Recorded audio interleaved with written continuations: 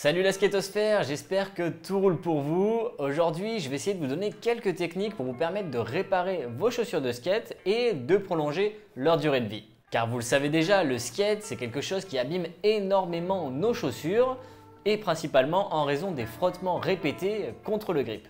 Je préfère pas savoir le nombre exact de chaussures que j'ai passé après toutes ces années de skate, mais ça serait certainement un chiffre bien plus important si je n'avais pas utilisé la Shugu. Au fil des années, j'ai vu de nombreuses techniques dans les skateparks, quelques-unes que j'ai fait d'ailleurs, mais quand on débute, on ne sait pas forcément qu'il existe de la colle spéciale pour les chaussures de skate. Vous aurez peut-être vous aussi essayé quelques-unes de ces techniques, par exemple le gros scotch, mettre du tissu, du carton ou encore le mastic, qui serait l'option qui se rapproche le plus de la colle spéciale skate. Ça, c'est des solutions qui peuvent dépanner, mais il ne me semble pas que ce soit les plus optimales pour skater, et pour plusieurs raisons. La première, tout simplement parce que c'est peut-être pas le choix le plus esthétique, peut-être pas non plus la solution la plus facile à appliquer, et surtout, c'est soit moins résistant, soit moins confortable.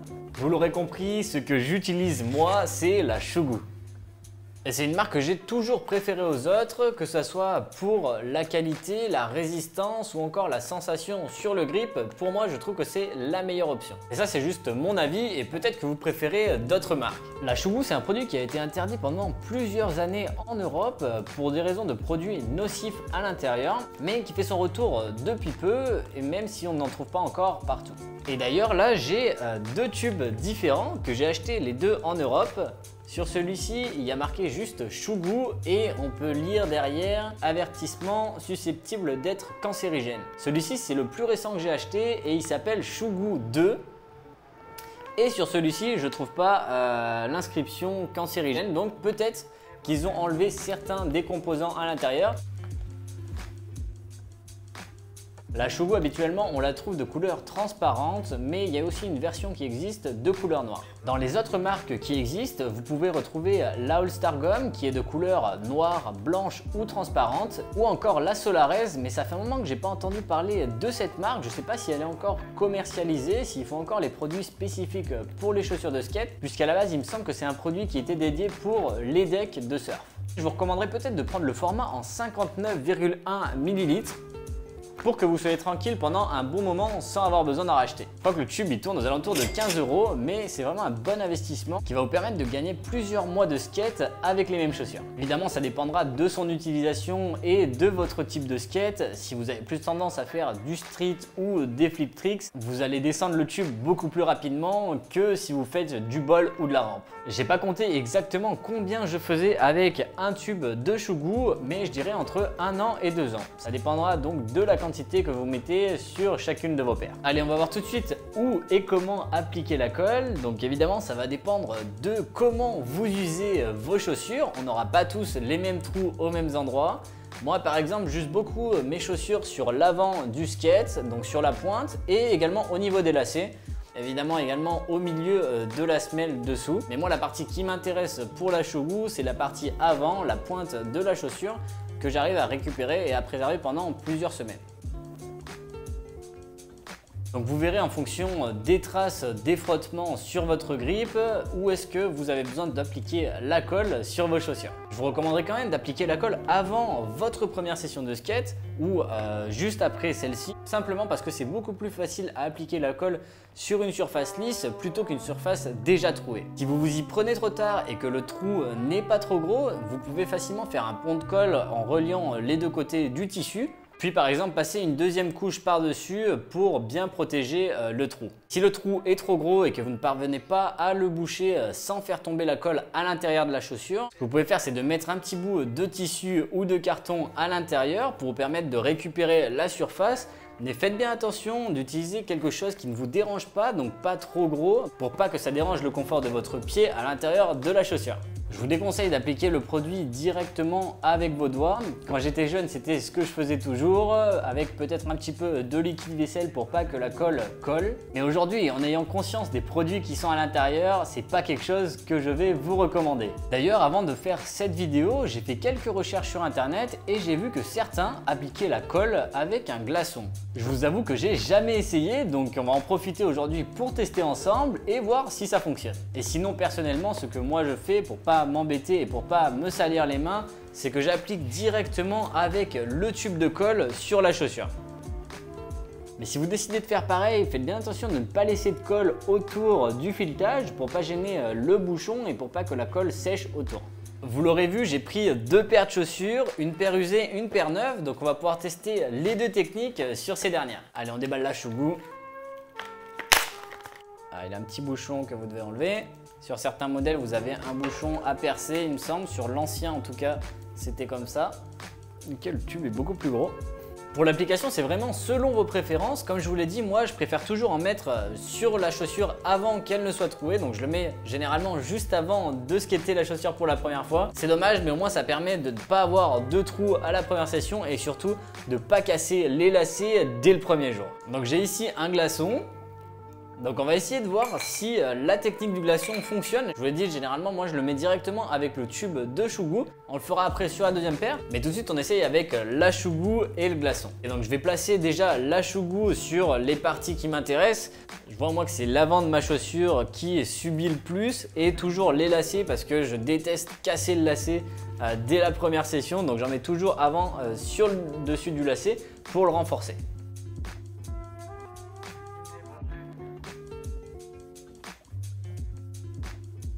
Évidemment, vous mettez là où vous voyez des traces de frottement sur vos chaussures. On va avoir le glaçon pour étaler, si ça fonctionne bien.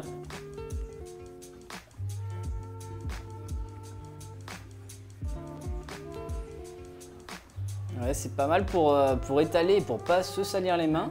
Et puis, ça fait un résultat lisse. C'est vrai que c'est pratique. Ça vous permet un petit peu de modeler comme vous le souhaitez et d'avoir un résultat quand même plus propre, c'est vrai, je vous l'avoue. C'est très lisse.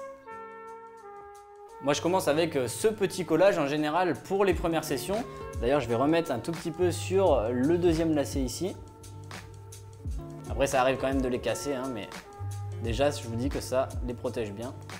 N'hésitez pas à en mettre sur les coutures aussi, puisque quand vous pétez les coutures, en général il y a toute la partie du dessous qui vient se décoller. Dites-moi si vous connaissiez cette technique, en tout cas moi c'est la première fois que je la teste et je suis assez content du résultat. Rapidement sur une paire de chaussures usées, moi par exemple je veux essayer de boucher je sais pas, ce trou ici. Donc ces chaussures elles sont quand même bien usées, d'ailleurs elles ont été trouées dessous, donc je vais arrêter de les skater. Je vais pas m'amuser à le recoller parce que c'est pas ce qui tient le mieux sous la semelle. En général je pense que c'est quand même mieux de mettre la Shugu sur le dessus et quand on arrive sous la semelle qui commence à trouer, c'est généralement le moment de changer de paire de chaussures. Si un jour vous avez envie de mettre la Shugu sans vous prendre la tête avec un glaçon ou autre, moi ce que je fais donc c'est de le mettre directement avec le goulot. Par exemple pour boucher ce trou.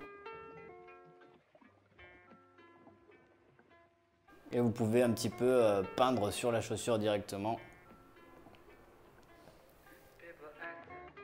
Ça fait un résultat peut-être un peu moins lisse, ça vous permet pas de dessiner aussi bien qu'on a fait avec l'autre chaussure. Et donc si vous faites ça, essayez de bien sécher, de retirer tout ce qu'il y a autour, simplement pour pas vous déranger pour la fermeture et pour pas coller donc le bouchon sur le goulot. J'en ai mis un petit peu beaucoup sur cette paire. Après vous n'avez plus qu'à laisser vos chaussures sécher. Pour le temps de séchage, je crois que sur la boîte c'est marqué 3 ou 4 heures.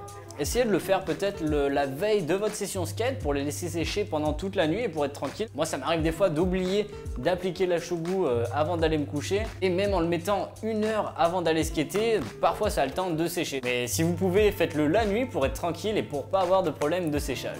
Essayez aussi peut-être de faire ça dans un endroit aéré pour pas avoir de problème avec les vapeurs du produit, comme on sait pas trop ce qu'il y a à l'intérieur, comme beaucoup de colle vous me direz, mais faites quand même attention, on sait jamais.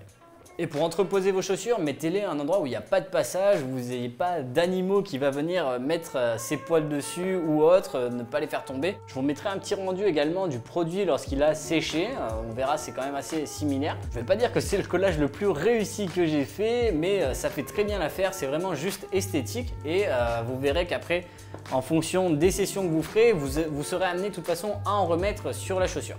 Là, on est le lendemain de la vidéo, donc juste pour vous montrer le résultat une fois que c'est sec. Donc avec le glaçon, c'est quand même bien lisse.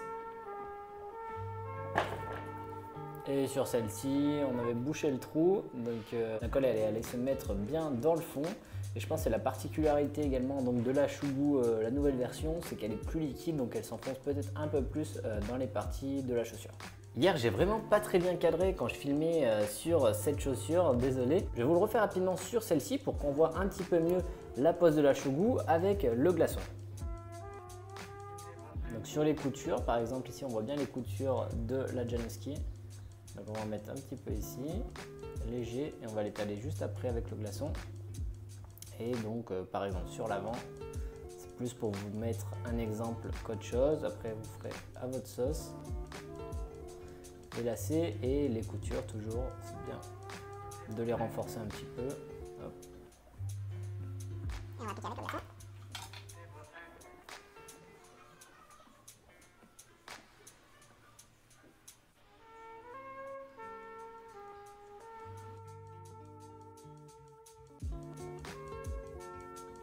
Juste une chose entre les deux modèles de Shugu, alors j'ai l'impression que celui-ci est beaucoup plus liquide.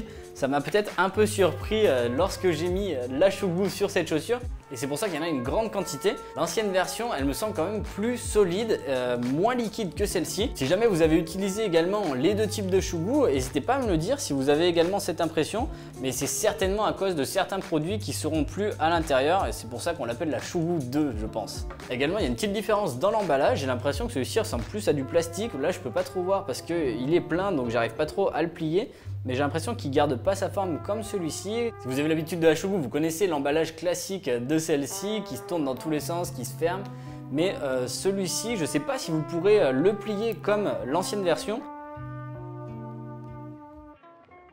Quelques petites recommandations, tout simplement déjà lorsque vous utilisez le tube, n'oubliez pas de le plier en fonction du volume qui descend pour pouvoir récupérer toute la colle qui est à l'intérieur. Si jamais vous avez encore du produit sur les doigts, n'hésitez pas de foncer au lavabo pour vous laver rapidement les mains. Plus votre grip de skate va être neuf, plus il va abîmer vos chaussures. Donc essayez plutôt de commencer à skater une nouvelle planche avec vos anciennes chaussures avant de les utiliser directement sur une planche qui est neuve avec un grain du grip qui est trop agressif. Pour éviter d'abîmer une seule partie de vos chaussures, essayez de varier votre skate, par exemple en apprenant de nouvelles figures et pourquoi pas en switch. Juste un dernier petit truc maintenant que j'y pense, et pour essayer de conserver vos chaussures le plus longtemps possible, si vous vous déplacez beaucoup en ville et que vous faites par exemple de nombreuses descentes, essayez de ne pas freiner simplement en laissant frotter le pied contre le sol. Essayez plutôt de mettre plusieurs à-coups, donc avec votre pied et le poids du corps qui vient stopper contre le sol. Et sinon, vous avez aussi les power slides, mais là c'est déjà un peu plus compliqué. Donc, si vous ne vous sentez pas encore à l'aise, c'est peut-être pas la meilleure option. Ou encore si vous avez un sac à dos ou autre chose à transporter, c'est peut-être pas l'option la plus pratique. De manière générale, si vous freinez avec les pieds en skatepark ou autre, essayez d'appliquer la pression plutôt à un endroit que vous utilisez le moins de la chaussure. Moi, on voit clairement que cette partie, c'est celle que j'abîme le plus. Donc lorsque je freine, j'essaie plutôt de mettre la pression au niveau du talon, qui est la partie que j'use le moins sous mes chaussures.